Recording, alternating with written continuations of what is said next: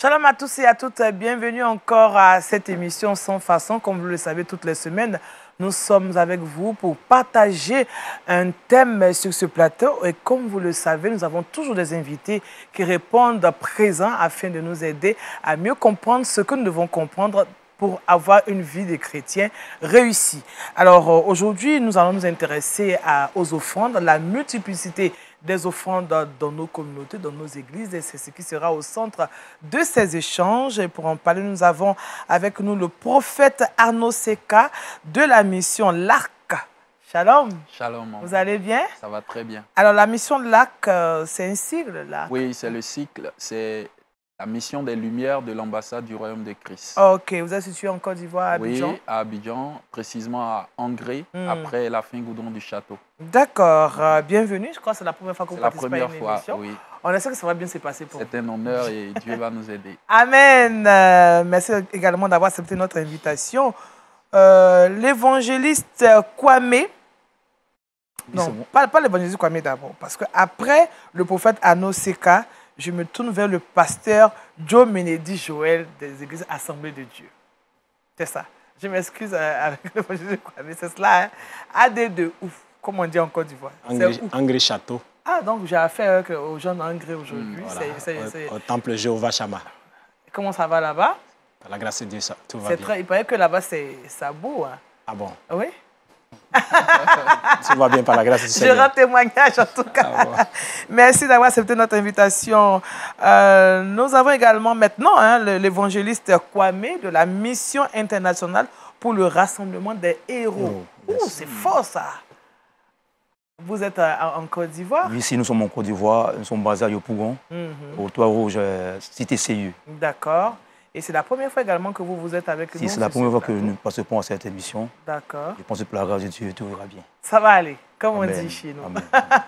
Merci. Et nous terminons avec le révérend pasteur Mobio Ruffin de l'Église méthodiste unie Côte d'Ivoire. Shalom, pasteur. Shalom, Daniel. Vous nous venez de loin?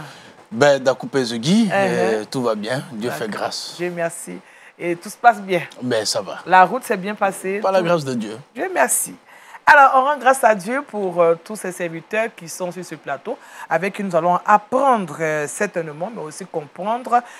Comme vous le savez, le thème, c'est la multiplicité des offrandes à l'Église. Comme on dit chez nous, il y a beaucoup d'offrandes à l'Église. C'est pourquoi. Voilà, ça c'est encore d'Ivoire, n'est-ce pas? Hein? C'est ce qu'on dit. Hein? Oui. À quoi ça sert tout ça? Bon, d'abord, on va commencer par savoir qu'est-ce qu'une offrande. Je vais commencer avec le prophète Arnaud Seka.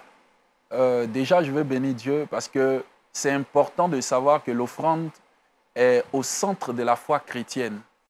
Pourquoi je le dis? Parce que dans ce que nous avons comme foi en Jésus-Christ, il a fallu que Dieu fasse une offrande, que Dieu fasse offrande de son Fils. Donc, dans la définition de l'offrande, nous devons comprendre déjà qu'il y a deux entités qui se rencontrent. Dans l'offrande, il y a celui qui offre et il y a la divinité qui reçoit l'offrande. D'accord. Donc, donner, c'est transférer de l'humanité à la divinité. L'offrande peut avoir un caractère pécuniaire, ou un caractère en nature, peu importe. Mais l'objectif de l'offrande, c'est de créer un contact entre l'homme et Dieu. D'accord. Donc, l'offrande est ce qu'on offre à une divinité. D'après son sens étymologique, offeranda, qui est ce qu'on donne à une divinité. Donc, voilà ce que je peux dire déjà pour commencer. D'accord. Merci au prophète Seka. On va passer la parole au pasteur Mobio. Ben, pour dire simplement, l'offrande, c'est un don. C'est un don, c'est une action de grâce, c'est une manière pour nous, je veux dire, quand je dis nous, c'est l'ensemble donc des chrétiens, c'est l'ensemble du peuple de Dieu, de pouvoir apporter quelque chose. Dans notre cas, l'homme de Dieu l'a dit à une divinité, mais dans notre cas, à Dieu, à notre Seigneur Jésus-Christ. Amen. Évangéliste Kwame, l'offrande pour vous, c'est quoi? Pour moi, l'offrande, dans sa définition tirée selon le latin, veut dire offeranda. Offrande, c'est offrir et donner à Dieu. Et nous savons que l'offrande, je peux dire ici, l'offrande est un présent que nous apportons au Seigneur, nous, en tant qu'enfants de Dieu. Pour nous, chrétiens, qui avons la définition du mot offrande, L'offrande, c'est un présent que nous apportons au Seigneur, comme l'homme l'a si bien dit tout à l'heure. Oui. Nous faisons une rencontre avec une divinité. Et donc, nous apportons quelque chose à Dieu. C'est ça aussi une offrande. Ça peut être en nature. En nature, ou aussi en espèce, comme on le dit, en argent. En argent, ok, d'accord. Aussi en liquide aussi, on peut aussi en liquide. Voilà. Tout ça qui fait l'offrande. Tout à l'heure, nous allons voir ça aussi. D'accord. D'accord. Face Joe. Oui. Joe Menedi. Oui. Bon, l'offrande comporte une idée de don à l'Éternel. Mais aussi, pas seulement à l'Éternel, mais tout coup un don parce que l'Éternel lui-même fait le don aussi. Et nous aussi, en retour, nous faisons le don. D'accord. Donc, Dieu a donné et nous aussi, on donne à Dieu. Donc, c'est le fait de donner. D'accord. Donc, pour moi, pour couper tout court, l'offrande, c'est le fait de donner. Donc, c'est le don. D'accord. Et ce don peut être horizontal comme il peut être vertical. Vertical. Voilà. Ok. Merci, chers serviteurs.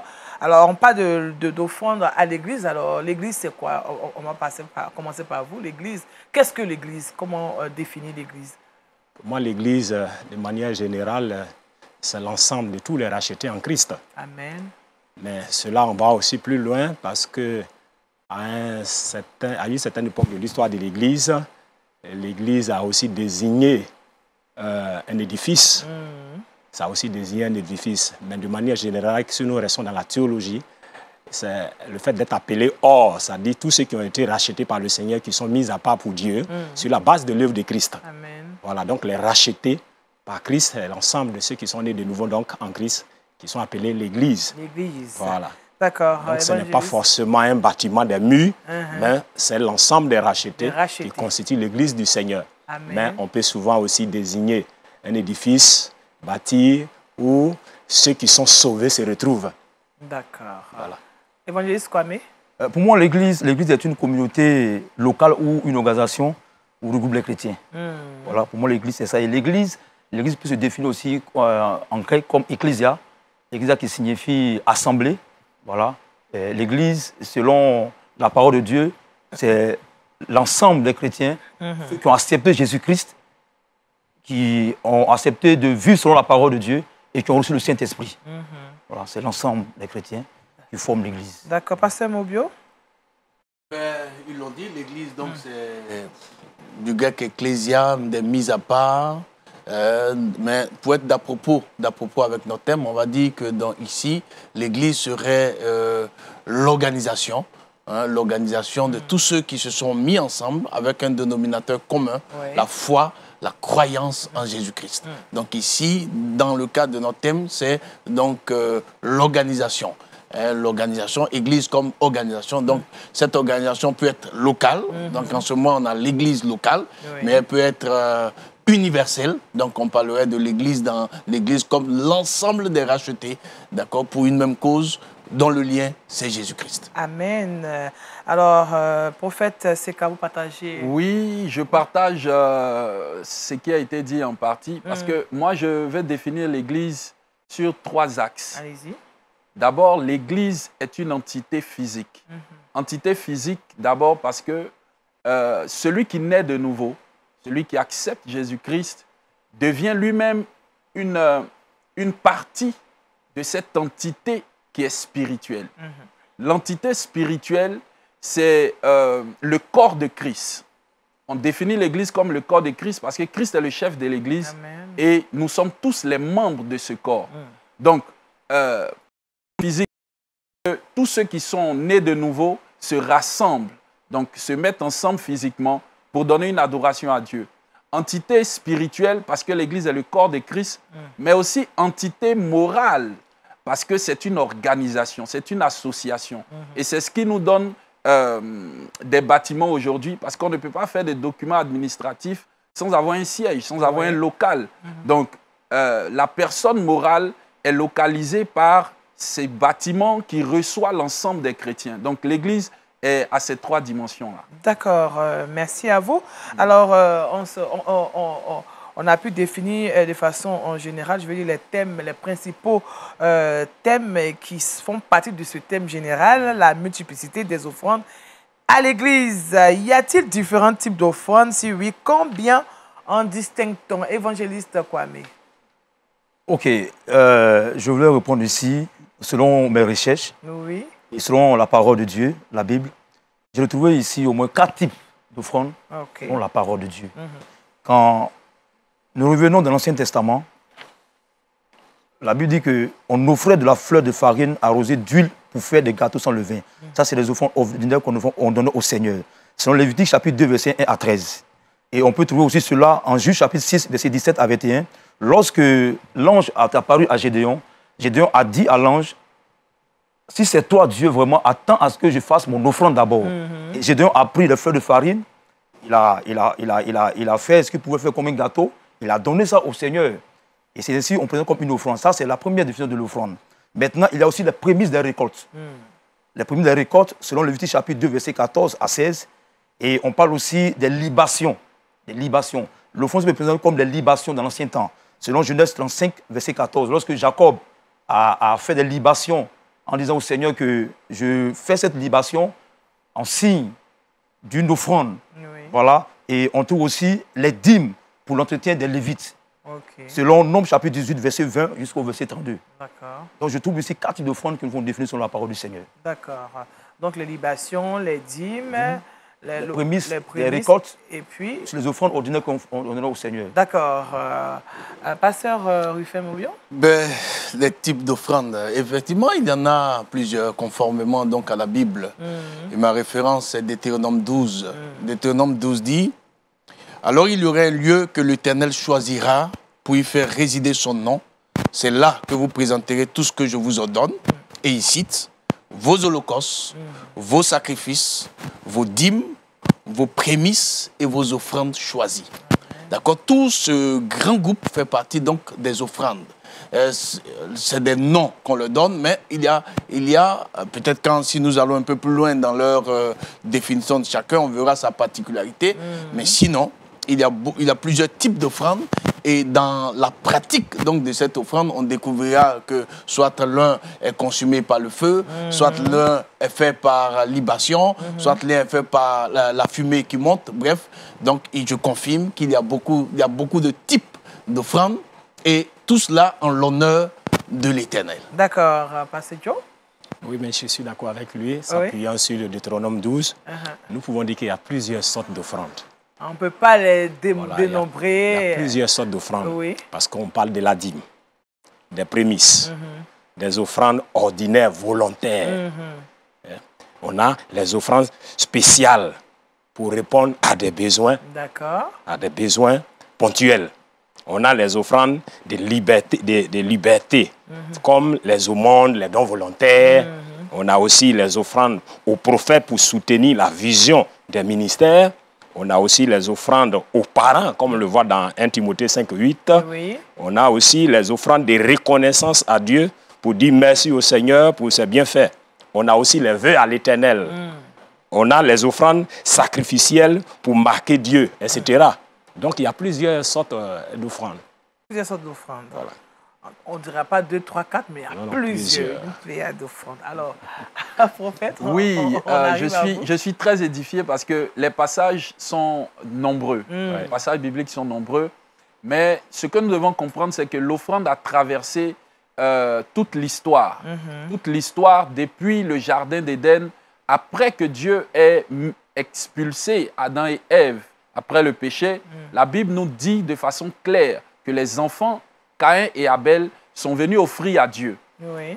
C'est là que cette pratique a commencé. Moi, je ne sais pas comment ils ont pu avoir cette révélation de venir adorer Dieu par des offrandes. Mais nous voyons que une de ces offrandes a été acceptée, celle d'Abel, et l'offrande de Caïn a été rejetée. Donc, dans la pratique de l'offrande, déjà, Dieu venait de démontrer qu'il ne prend pas toutes sortes d'offrandes. Donc, il fallait qu'il y ait une réglementation de la pratique de l'offrande dans l'Église. Et c'est ce qui a conduit Dieu à donner véritablement des orientations à Moïse quand son temps est arrivé pour régir le domaine des offrandes qui lui étaient agréables. Donc, il y a plusieurs types d'offrandes comme mes pères l'ont dit. Mais ce que moi je veux retenir, c'est que l'offrande a traversé les siècles. Et aujourd'hui, nous sommes une Église qui a pour fondement l'œuvre de la croix. Et qu'est-ce que l'offrande a comme mutation aujourd'hui dans la pratique de nos églises? Parce que nous voulons reconnaître notre foi en Jésus-Christ, mais souvent nos pratiques nous ramènent à ce qui était fait avant la nouvelle alliance. Je pense qu'on va y arriver. Voilà. Donc, on va y arriver. Justement, donc je pense qu'on va en parler. On va y arriver. Merci, prophète. Alors, de plus en plus, on parle de sacrifice et d'offrande. Est-ce qu'il y a une différence? Parce que quand vous avez cité les offrandes, je n'ai pas entendu le sacrifice, j'ai entendu la dîme. Tout. Mais est-ce qu'il y a une différence entre les offrandes et le sacrifice? Pasteur Joe. Les deux mots même déjà nous présentent la différence. D'accord. Puisque l'offrande est un don. Est un don. Or, le sacrifice, c'est une souffrance. Il y a quelque chose de souffrance qui passe là. Ce n'est pas un don que nous faisons, mais c'est une exigence pour pouvoir régler soit nos relations avec Dieu, soit pour quelque chose. Donc, il y a une contrainte quelque part, il y a une souffrance quelque part. D'accord. Voilà. Merci, Pasteur Hugues, Pasteur Mobio. Oui, alors je dirais simplement que le sacrifice est une offrande particulière. D'accord. Pourquoi? Parce que dans l'idée de sacrifice, il y a l'idée donc de développer une action qui est au-delà du volontariat. D'accord. D'accord. Dans l'idée donc d'offrande, il y a l'idée d'abord d'apporter à Dieu ce que je veux. Tout à l'heure, l'homme de Dieu a parlé donc des vœux. Mais dans l'idée de sacrifice, c'est comme si Dieu t'imposait un rituel pour répondre donc à une situation. Lorsqu'on lit le livre de Lévitique, on découvre par exemple qu'on parle de sacrifice, donc de culpabilité par exemple, où ce qu'il faut faire est inscrit clairement là-dedans. On va te parler de sacrifice d'action de grâce. Ce qu'il faut faire est inscrit directement là-dedans. Donc les sacrifices, pour moi, ce sont des offrandes particulières où les consignes sont déjà arrêtées. Il faut les suivre pour pouvoir bénéficier de ce que Dieu te donne lié donc au sacrifice. D'accord, merci Pasteur Mobio. Alors, Évangéliste Kwame. Ok, pour moi, il y a une différence entre le sacrifice et l'offrande. Parce que le mot d'abord sacrifice, d'abord la fonction première du sacrifice, c'est de rendre hommage à Dieu. D'accord. Rendre hommage à Dieu. Et je vais prendre un exemple comme ça, parce que tout ce qui aujourd'hui est tiré de la parole de Dieu, c'est ce que nos parents aujourd'hui ont fait, nos parents qui ne connaissent pas le Seigneur. Voilà, donc un sacrifice. Nous venons présenter quelque chose à une divinité. Vous voyez un peu. Donc on rend hommage à Dieu par le bien d'un repas, voilà, que nous donnons au Seigneur. Dans l'ancien temps, c'est ce que le peuple Israël faisait. Vous voyez un peu. Et donc l'offrande à Dieu, c'est un repas aussi préparé. C'est-à-dire c'est la même chose, mais il y a une différence, c'est que Israël utilisait ça pour eux-mêmes leur propre alimentation. Vous voyez un peu. Mais en ce qui concerne le sacrifice, ça c'est un hommage que le peuple venait pour rendre à Dieu les bienfaits du Seigneur dans leur vie. D'accord. Un peu. Prophète. Oui, je ne suis pas très participant. Je vous suis prophétiquement. Voilà, je ne suis pas très participant de ce que mon l'évangéliste Kwame a dit. Parce que déjà, la différence entre le sacrifice, comme l'homme de Dieu l'a dit tout à l'heure, c'est au niveau de ce qui est imposé et de ce qui est volontaire. Quand on parle de sacrifice, je vous assure que vous ne ferez pas de sacrifice si ce n'est pas Dieu qui vous demande de le faire. Le sacrifice va au-delà de votre volonté, va au-delà souvent même de vos capacités. Donc, Jésus a été le sacrifice parfait. Et on sait très bien que la nuit précédant son arrestation dans le jardin de Gethsémane, il a même demandé à Dieu s'il pouvait éloigner de lui cette coupe. Un sacrifice, c'est ce qui nous coûte. C'est ce qui a de la valeur au-delà de nos besoins personnels, au-delà de nos capacités personnelles. Est-ce que l'offrande n'a pas de valeur? L'offrande peut avoir de la valeur, mais l'offrande est substituée à notre volonté. L'offrande elle-même, c'est en fonction de nos revenus. Quelqu'un peut donner 1 million parce qu'il gagne plus, et un autre peut donner 5 000 parce qu'il gagne moins. Mais c'est selon sa volonté. Comme l'apôtre Paul l'a dit, que chacun donne comme il a résolu dans son cœur. Mais le sacrifice est imposé. Le sacrifice est de Dieu. Et le sacrifice qui a marqué l'ancienne alliance, c'était celui que Dieu a imposé à Abraham, de donner son fils Isaac. Nulle part la Bible ne nous dit qu'il a même demandé à sa femme ou informé sa femme, parce que c'est quelque chose qui était trop délicat. Il a porté ça sur lui.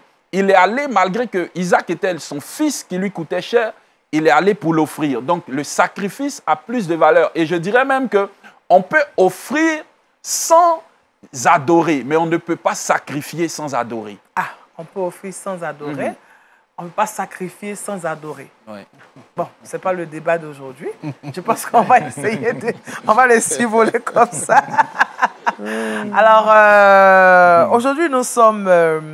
l'église d'aujourd'hui, vous êtes d'accord avec moi, c'est vrai qu'on a essayé de parcourir un peu les définitions, faire un peu les différences, mais on va rentrer dans le vif du sujet. On parle de la multiplicité des offrandes à l'église.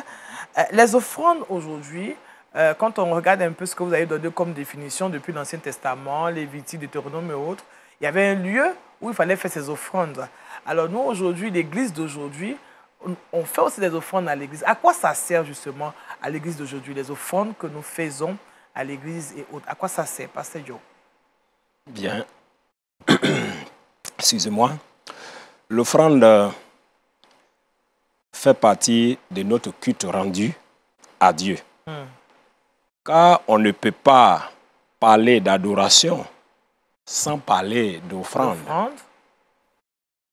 Les offrandes sont demandées par Dieu lui-même. Pourquoi on a les offrandes imposées et les offrandes non imposées qui sont volontaires. Les offrandes font partie intégrante de l'expression de notre amour et de notre foi pour le Seigneur. Elles contribuent à soutenir l'œuvre de Dieu, car l'œuvre de Dieu est aussi matériel, financier que spirituel. D'accord. Donc, on ne peut pas venir adorer Dieu sans offrande. On ne peut pas venir devant le Seigneur les mains vides. Les mains vides. D'accord. Évangéliste Kwame. Ok, je suis d'accord David avec ce que le pasteur a dit. Pourquoi? Parce que je disais un jour comme ça à l'une de mes prédications que tu ne peux pas aller rencontrer une divinité avec les mains vides. Oui, tu ne peux pas aller rencontrer une divinité avec les mains vides. Et j'ai toujours pris l'exemple. Parce que nous qui avons grandi un peu dans les familles un peu animistes, voilà, nous voyons un peu au village nos parents, quand ils vont souvent adorer leur Dieu, ils ne vont jamais les mains vides. Non. Ils vont toujours avec quelque chose, mais soit un poulet, un cabri, ou soit un mouton. Ils ne vont jamais devant leur divinité avec les mains vides. Donc on ne peut pas venir, nous aujourd'hui qui sommes enfants de Dieu, qui avons compris la révélation de la parole de Dieu, nous ne pouvons pas aller à l'église les mains vides. Donc l'Église, aujourd'hui, comme nous disions tout à l'heure, que c'est l'ensemble, l'organisation et tout, nous voyons qu'en partant croiser Dieu, comme la Bible nous a mentionné, on ne peut pas aller croiser notre Dieu les mains vides. Sans pourtant donner quelque chose pour présenter en main. Voilà. Parce que le vieux qui est au village, qui va rencontrer sa divinité, ou plus ou moins son génie, quand il prend un petit poulet en main, il prend son poulet en main. Et le poulet qu'il prend en main, ça va lui dire à son génie que lui, il est prêt à faire son sacrifice. C'est ça. Donc celui qui est enfant de Dieu, en allant à l'église, doit quand même prendre quelque chose dans la main pour aller adorer son Dieu. Parce que dans l'adoration, comme le Dieu l'a si bien dit tout à l'heure, dans l'adoration se trouve l'offrande. On ne peut pas aller adorer Dieu les mains vides. D'accord. Merci, évangéliste, prophète. Oui, moi je suis très à l'aise quand on parle de ce sujet parce que, vous savez, la Bible nous donne beaucoup d'éléments sur lesquels on doit enseigner l'Église. Quand vous regardez la stratégie utilisée par Dieu, depuis l'Ancienne Alliance, Dieu voulait éduquer son peuple. Quand Dieu donne des principes, il n'attend pas forcément que le peuple obéisse à ces principes, mais il voulait inculquer au peuple une éducation. Et dans la volonté d'inculquer au peuple l'éducation, Dieu va leur donner plusieurs types d'offrandes. Et quand on regarde, en fait, Dieu voulait juste que son peuple ait l'habitude d'offrir, ait l'habitude de donner. est ce qu'on appelle dans la Nouvelle Alliance la libéralité. Alors, ça, à quoi ça servait et à quoi justement, ça sert j'en viens. Parce que on parle aujourd'hui de l'Église dans sa forme actuelle. Oui. L'Église dans laquelle il y a un homme de Dieu ou plusieurs qui reçoivent des fidèles et qui organisent l'Église autour d'une gestion financière. Vous voyez, l'offrande a pour objectif d'abord d'adorer Dieu. Ça, il faut que les nés de nouveau le sachent. On ne peut pas adorer Dieu sans offrir à Dieu. On ne voit pas l'aspect d'abord physique, de donner de l'argent ou de donner des biens à un homme de Dieu. Non, mais on voit déjà le côté où on adore Dieu par aussi nos biens. Quand on vient, on fait des offrandes. Et on va parler peut-être de la multiplicité des offrandes, mais dans chaque organisation, il y a des objectifs, il y a une vision. il y a ce qu'on veut atteindre. Prendre le peuple d'un point A et le conduire à un point B. Cela répond à beaucoup d'exigences. Et je pense qu'on va certainement être à l'aise pour en parler. Mais déjà, l'offrande dans l'Église a sa place parce que c'est le signe de notre soumission à Dieu et à notre obéissance à Dieu. Merci, prophète. Ben, à quoi ça sert les offrandes? D'abord, il faut noter que l'offrande est l'expression de l'amour. Celui qui aime, donne. D'accord? Donc, même quand on prend une relation humaine entre deux personnes qui s'aiment, deux personnes qui s'aiment se donnent. D'accord? Donc, l'offrande fait partie de l'expression de l'amour. Ensuite, tout à l'heure, dans notre définition, nous avons dit que l'Église était une organisation. Dans l'organisation de l'Église, donc l'Église comme l'expression de la foi, il y a l'aspect que nous appelons en théologie le magistère de l'Église, c'est-à-dire l'organisation humaine autour de l'Église. Le magistère ne se défend. C'est-à-dire qu'une église X, on a ici 4 serviteurs de Dieu, chacun a mis en place une organisation pour permettre donc à sa communauté de grandir. Et une église sans financement a des difficultés. D'accord? Donc l'offrande, au-delà de l'expression de son adoration, fait partie donc, de l'organisation de l'église. On a des exemples. Je vais vous citer par exemple dans l'Ancien Testament, en Exode 35, les versets 20 à 29, pour ceux qui nous suivent et qui notent. Donc, Exode 35. La Bible dit là, il y a eu un projet avec Moïse. Et ils avaient besoin de pouvoir avoir donc des ressources pour pouvoir embellir le tabernacle. Alors, la Bible dit que tous ceux qui furent entraînés par le cœur et animés de bonne volonté apportèrent une offrande à l'Éternel.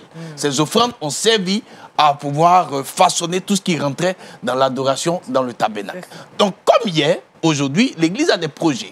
On va trouver une église qui a un projet d'évangélisation, qui a un projet de construction d'un hôpital, qui a un projet de telle ou telle chose. Eh bien, c'est l'ensemble de tous ceux qui sont des membres de l'église qui disent « cette affaire me concerne ».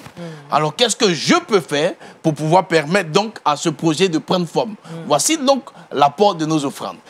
Au-delà de cela, il ne faut pas négliger que l'offrande sert aussi à pouvoir prendre soin de l'homme de Dieu. Les gens ont peur qu'on en parle. Écoutez, bien-aimés, l'offrande sert à s'occuper de l'homme. C'est très important. Du sacrificateur. Tout à l'heure, on a dit dans les types d'offrandes, il y a un type qui était l'offrande au prophète. D'accord? Donc, c'est pour pouvoir permettre à l'homme de Dieu de vivre. Et si Dieu lui-même, en instituant la dîme, a mis à part un peuple et leur dit, vous, pour les accompagner, c'est la dîme. Donc, Dieu veut que l'offrande serve aussi aux besoins du serviteur de Dieu. Mais justement, est-ce qu'il y a une différence entre l'offrande qu'on fait le dimanche au culte et puis la dîme? Puisqu'on se dit que la dîme, c'est pour prendre soin du serviteur, la dîme va directement... Oui. Alors, je voudrais t'arrêter. On veut savoir est-ce que l'offrande du dimanche va où, la dîme va où? Non, je voudrais déjà t'arrêter. Voilà. La dîme ne sert pas à l'utilisation personnelle de l'homme de Dieu. Malheureusement, c'est ce que nous pensons. La dîme est mise à part pour le service divin. Ça veut dire quoi? Je te donne un cas concret.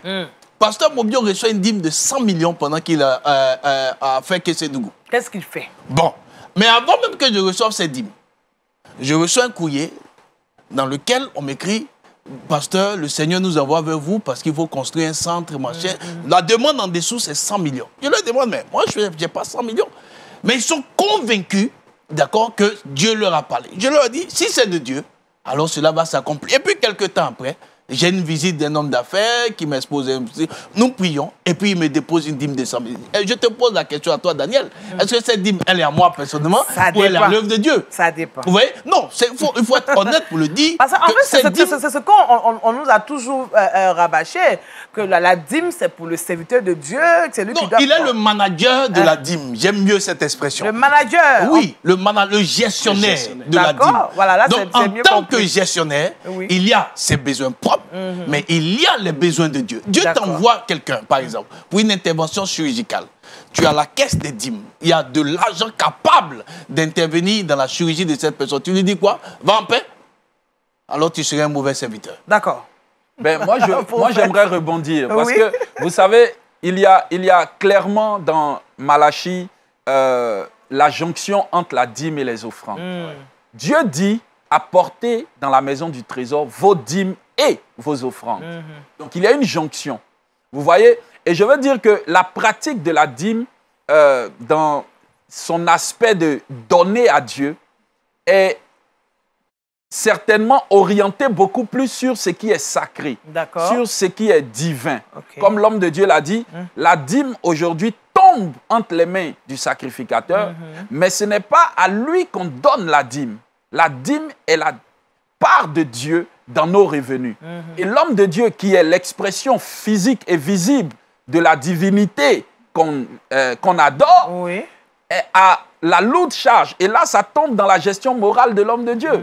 On voit des hommes de Dieu aujourd'hui qui utilisent la dîme exclusivement pour leurs besoins personnels, mais il y en a qui font des œuvres caritatives, qui font des œuvres sociales, qui bâtissent des hôpitaux, des orphelinats et autres avec la dîme, qui soutiennent beaucoup de familles en détresse avec la dîme.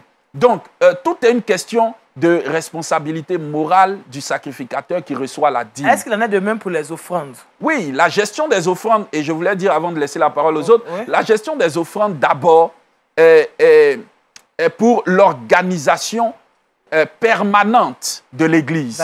Il y a des charges fixes. Aujourd'hui, nous sommes dans une société qui est différente de celle du temps d'Abraham ou de Moïse. On a des factures.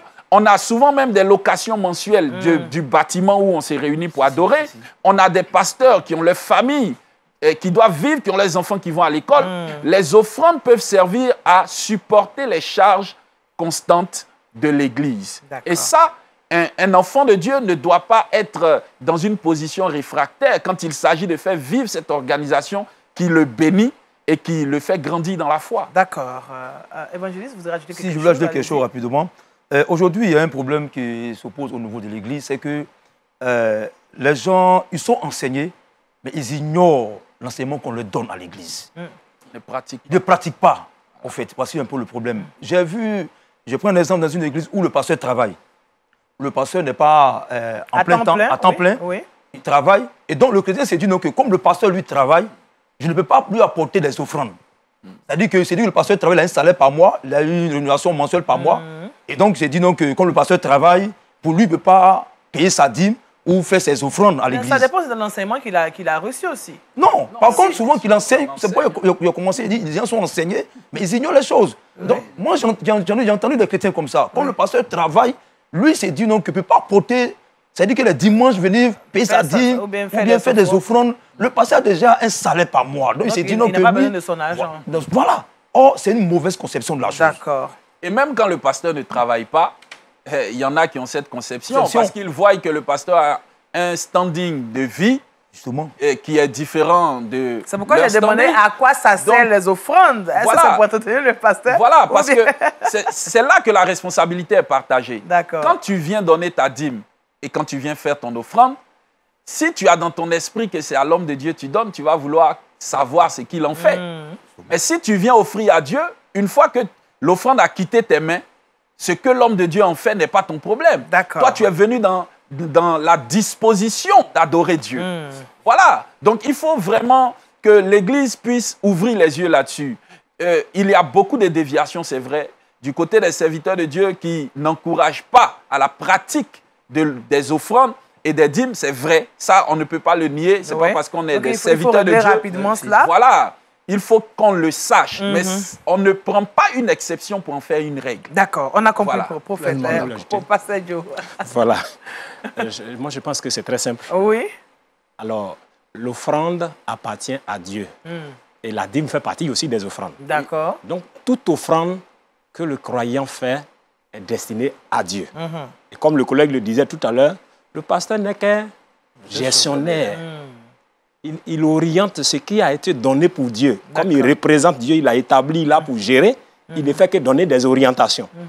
Alors, si le chrétien a cette conception pour dire qu'en donnant mon offrande, je donne au pasteur, alors il va arriver ce que notre frère a dit. tout à l'heure. Il va dire, mais le pasteur travaille déjà, pourquoi faire Pourquoi les lui faire offrandes? les offrandes, tout Comme ça. si l'offrande et la dîme appartenaient au pasteur. Voilà. Oh, Mais tu donnes à Dieu. Mais c'est ce que certaines personnes nous font croire, que quand tu me donnes ta dîme, tu me donnes ton offrande, tu dois me donner. Tu dois me donner ta dîme, tu dois me donner ton offrande. Bien, moi, je pense que prémices, tu dois me c'est un donner. écart, c'est un écart, Donc, c'est une exagération. Le pasteur, il appelle le fidèle, mais allô, tu ne m'as pas encore donné tes prémices, c'est quoi? Qu'est-ce qui se passe? Ça se passe. Voilà, bon, Ça, c'est des possible. choses, Oui, c'est des choses qu'on voit. Moi, Oui, je si, suis, ça arrive. moi, je suis Non, pas là on est pour qu'on tenté de se poser la question de savoir, mais à qui revient quoi? La dîme sert à quoi? Je ne même pas si donner ma dîme, mais elle est prémisse. Mais Bon. vous avez la réponse. Nous l'avons dit tout à l'heure. D'accord, on Ce a eu que la vous citez réponse. comme exemple, ce sont des trucs exceptionnels. D'accord, on C'est est des d'accord. personnes isolées qui Ah font oui. ça. Mais de manière générale, la Bible dit que les dîmes et les offrandes sont destinées à Dieu. D'accord. Et l'homme de Dieu qui est là, il n'est que le gestionnaire des biens de Dieu. Moi, je D'accord. voulais Ce qui veut dire que... dire quelque chose pour terminer. Bon, S'il vous allez-y, plaît. terminez. Ce qui veut dire que moi, fidèle de l'Assemblée de l'Église, je ne peux pas prendre ma dîme pour gérer moi-même. Il y a déjà un problème. Celui qui est chargé de gérer la dîme et les offrandes, c'est l'homme de Dieu établi là. C'est ça. Ce n'est pas moi. Parce qu'il y a des gens qui prennent par exemple les dîmes, qui disent que bon, comme le frère a dit, le pasteur travaille bien, le pasteur a déjà beaucoup de biens. Ils vont aller Ils prennent les dîmes et puis ils s'en vont faire des dons quelque part. C'est un péché parce que ce n'est pas eux qui sont appelés à gérer ça. L'homme de Dieu seul qui doit gérer. Si c'est un don volontaire, je donne à qui je veux. Si c'est un don volontaire, il n'y a pas de problème. Mais si c'est la dîme, C'est pas une dîme. si c'est la dîme, ce n'est pas un don volontaire. La C'est quelque dîme chose ne qui peut t'est- pas aller dans l'aumône. Il faut qu'on soit Voilà, clair. l'aumône, D'accord, on a donné les différents offrandes tout à l'heure. Il y a le don qu'on fait Je volontairement. suis d'accord. Voilà. Pasteur, on va revenir à notre thème, Ok. la multiplicité des offrandes à l'église. D'accord. C'est parce que quand on parle d'offrande, on ne peut pas ôter la dîme. Alors, qu'est-ce qui explique ces choses, la multiplicité des offrandes à l'église? À l'église, le dimanche, on va nous donner telle offrande. On peut sortir avec 5-6 offrandes. Chaque dimanche, on fait offrande seulement. Comme on dit chez nous, on fait. À un moment donné, quand le fidèle entend, il dit, bon, aujourd'hui, là, je vais partir à l'église parce que je n'ai pas l'argent pour faire les offrandes. Qu'est-ce qui explique? Vous qui êtes serviteur de Dieu, vous avez des communautés. Pourquoi est-ce qu'aujourd'hui, on constate qu'il y a une multiplicité des offrandes? Moi, à l'église? je veux commencer, si vous Allez-y, me le rapidement, permettez. Je voulais dire une chose. Dans une certaine période, dans une certaine époque, les saintes écritures étaient exclusivement entre les mains des pasteurs, de certains rois même d'ailleurs. Ce n'était pas donné à tout le peuple, à tout le commun des mortels. Donc, ils étaient obligés de marcher selon ce qu'on leur disait, parce que pour eux, c'était ce qui était vrai. Aujourd'hui, la Bible est à la portée de tout le monde. Et moi, je suis étonné qu'un fidèle se plaigne de ce qu'il y a beaucoup d'offrandes, alors qu'il lit sa Bible et il y voit beaucoup d'offrandes. Moi, je suis étonné. Vous savez, aujourd'hui, il faut qu'on soit clair. On a beaucoup de fidèles à l'Église, mais qui ne sont pas encore nés de nouveau, qui ne sont pas encore convertis et qui ne sont pas surtout prêts à se soumettre à ce que Dieu dit. D'accord. Il y a beaucoup de raisonnements. Et c'est ce qui fait que quand un homme de Dieu se tient à la chair et qu'il dit qu'on a tel projet, donc à partir d'aujourd'hui, on va faire une offrande supplémentaire pour ce projet-là, il y en a qui vont murmurer. Pendant que vous voulez voir l'œuvre de Dieu avancer, vous ne pouvez pas compter sur des fidèles qui murmurent. Et aujourd'hui, la multiplicité des offrandes dans l'Église est due à toutes ces nombreuses charges aujourd'hui qui pèsent sur les épaules des hommes de Dieu. D'accord. Ils n'arrivent pas à s'en sortir. Ils sont obligés de compter sur les offrandes pour pouvoir répondre à toutes ces responsabilités. Quand les fidèles viennent prier le dimanche et qu'ils rentrent à la maison, ils ne cherchent pas à savoir si les factures sont payées. Ils ne cherchent pas à savoir si l'homme de Dieu a pu nourrir sa famille. Donc, la multiplicité des offrandes est au niveau de la multiplicité des besoins. Des besoins, d'accord. Prophète, ça c'est prophétique. Pasteur. L'expression la multiplicité des offrandes même me dérange. Ah bon? Oui, me dérange. Expliquez-nous alors. Parce que de tout temps dans la Bible, je pense que la notion d'offrande ou la notion même de déviation, c'est que les chrétiens n'ont pas encore compris le symbolisme de la Bible. Parce que quand tu as compris la Bible, quand tu as compris la parole de Dieu et que ton âme retourne à la parole de Dieu, eh bien ton cœur, tu sais Dieu avec ton cœur, mais tu le sais également avec tes biens. Tu n'en as pas peur. Lorsque nous regardons dans les livres des Actes des Apôtres, est-ce qu'on va dire qu'à cette époque, ils étaient fous? Quand on dit que des gens vendaient tout ce qu'ils avaient et ils le mettaient au service des apôtres. Ça veut dire qu'eux, ils étaient moins hommes que nous aujourd'hui? Non.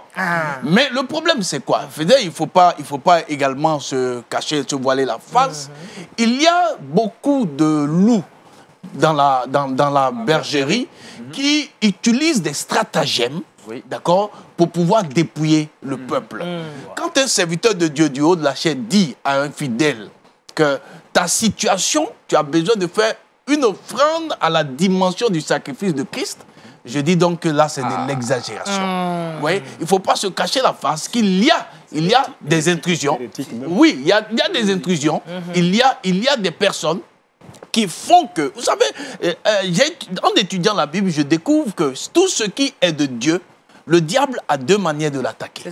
Premièrement, soit il attaque de face, ou soit il attaque par l'exagération. Et ça, c'est le cas des offrandes. Le diable a créé l'exagération au point où, quand même ce serait vrai, le peuple est en position de murmure. Voici ce que le diable a réussi à faire. Sinon, une offrande, ou quelle que soit l'offrande qui est lancée dans ta communauté, quand elle accompagne un projet, c'est avec de tout cœur. Donc, on ne peut pas parler de multiplicité. Non, j'aime pas cette expression de multiplicité. Doit dire non, c'est des offrandes. C'est des offrandes liées au projet. D'accord. Si, voilà, nous sommes ici dans cette magnifique télé. Je sais qu'il y a des besoins. Nous voici dans une magnifique salle. Nous sommes à l'aise, nous travaillons, mais vous aurez besoin d'argent. Oui. N'est-ce pas? Oui. Alors, si Pasteur Mobio vient lancer l'appel, est-ce que c'est une erreur faite de la télé? Non, là c'est normal. Mais pourquoi là c'est normal? On a besoin. Donc l'église aussi, a des besoins. Vous voyez un peu? Mais par contre, celui qui ne comprend pas, celui qui regarde, c'est-à-dire qu'il est de chez lui, il regarde, il ne se rend pas compte qu'il y a cette belle table, il y a des équipements, il dit mais s'ils ont besoin d'argent, pourquoi? Ils ont déjà l'argent. Ils ont déjà l'argent, la télé est déjà bien.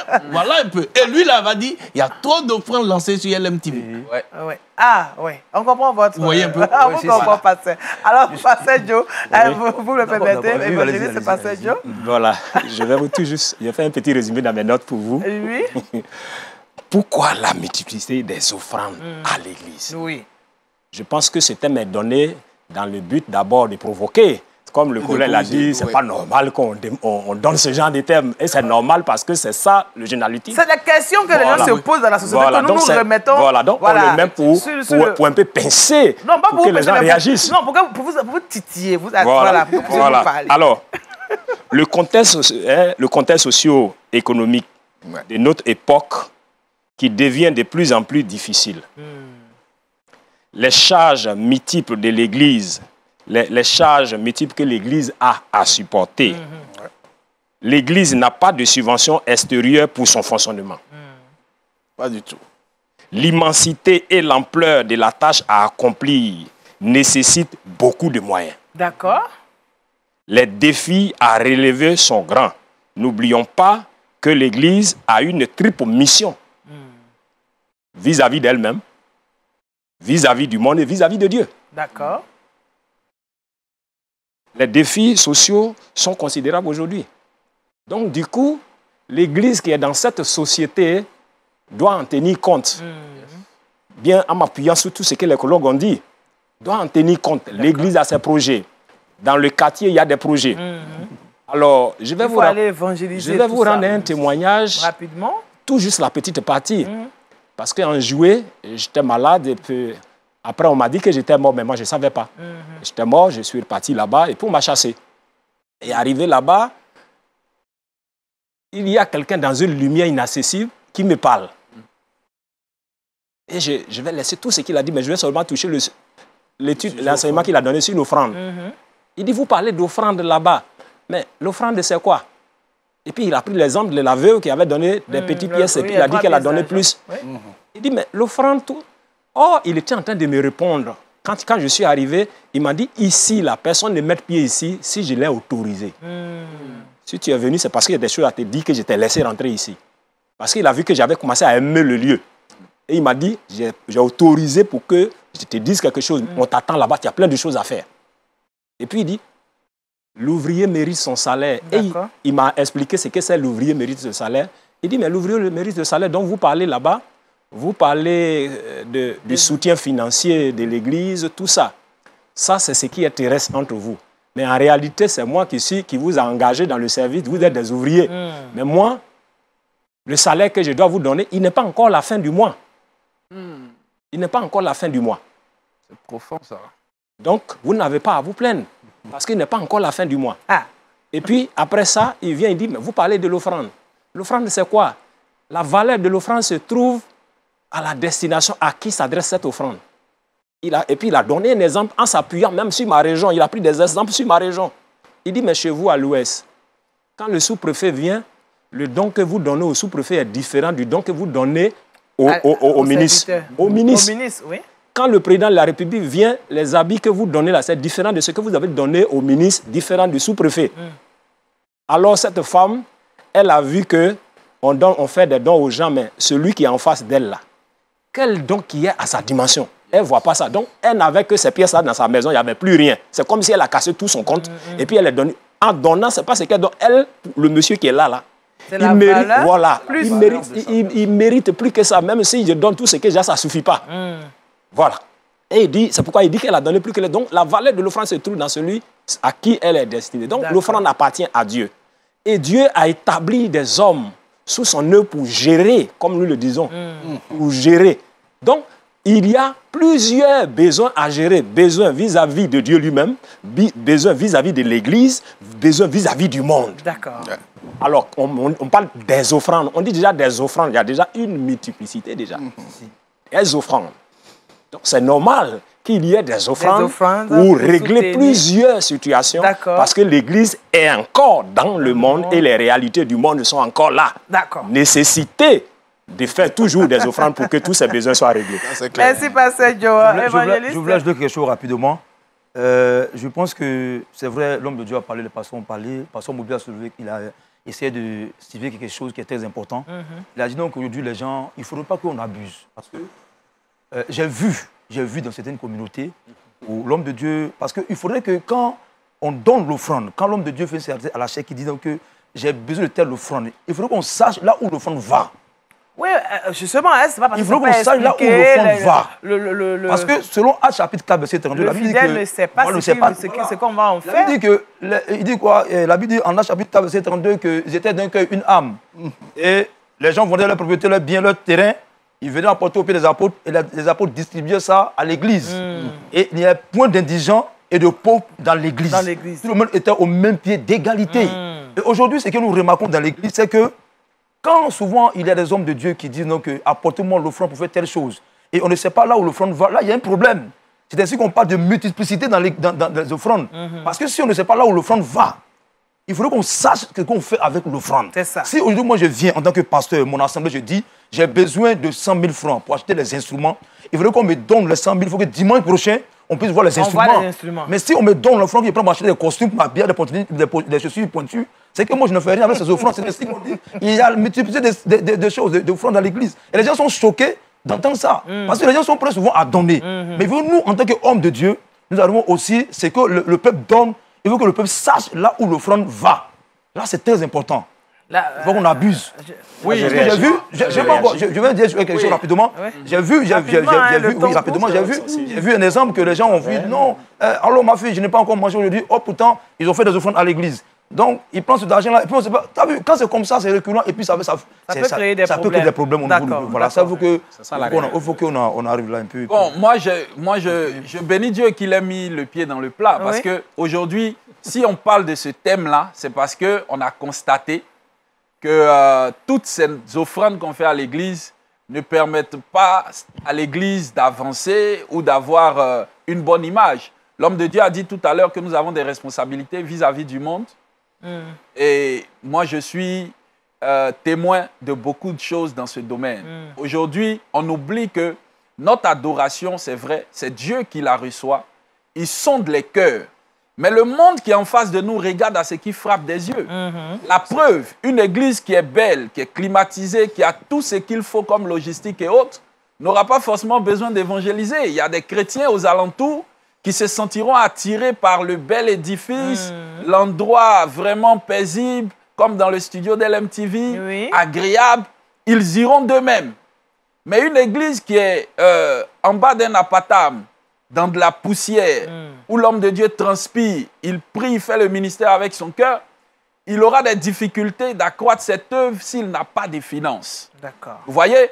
Donc, moi, je pense qu'on n'est pas ici pour faire le procès des serviteurs de Dieu, mais dans la gestion des offrandes, il faut que les pasteurs soient sérieux. D'accord. Il faut que les pasteurs soient sérieux parce que cela y va de la crédibilité même de la mission que nous dirigeons. Justement, ouais. Et les fidèles peuvent vous accompagner même avec 10 offrandes par dimanche quand ils sentent qu'il y a un mouvement croissant dans ce que vous faites avec les offrandes qu'ils donnent. Oui. Donc, tout est une question d'éthique, tout est une question de vision. C'est ça. Et je prie que Dieu vraiment donne cette sagesse aux hommes de Dieu pour gérer les offrandes et faire grandir son œuvre. Ça me fait plaisir que ça vienne d'un pasteur, hein, parce que Voilà. parfois le peuple aussi empathie. Voilà. Oui, allez-y, pasteur Joe. Alors, retournons un peu aux différentes sortes d'offrandes.